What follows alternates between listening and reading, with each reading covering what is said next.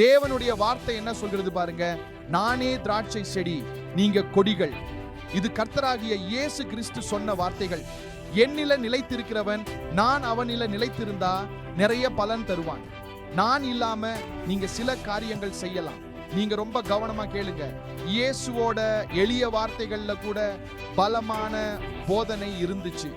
இயேசு இங்க ஒரு விஷயம் சொன்னாரு, நானே திராட்சை செடின்னு சொல்லி நீங்க கொடிகள்னு சொன்னாரு. நீங்க கொடின்னு அவர் சொல்லல, நீங்க கொடிகள்னு அவர் சொன்னாரு. திராட்சை செடியோட உயிர், முக்கிய செடியோட உயிர், அதோட சக்தி ஒரே கொடியில பாயல, பல கொடிகள்ல பாயுது. கொடி சின்னதா இருந்தாலும் பெருசா இருந்தாலும் செடியோட இணைஞ்சாதான் உயிர் பெறும். இன்னைக்கு நான் உங்ககிட்ட பேச விரும்புறது இணைப்போட சக்தியை பத்தி. கொடி எவ்வளவு சின்னதா முக்கியம் இல்லாததா இருந்தாலும் முக்கிய செடியோட இணைஞ்சாதான் பலன் தரும். இல்லைன்னா கொடி செத்துடும். கொடி வெறும் அலங்கார பொருளா மாறிடும். அதே போல கிறிஸ்தவ வாழ்க்கை தனிமையில வாழக்கூடாது.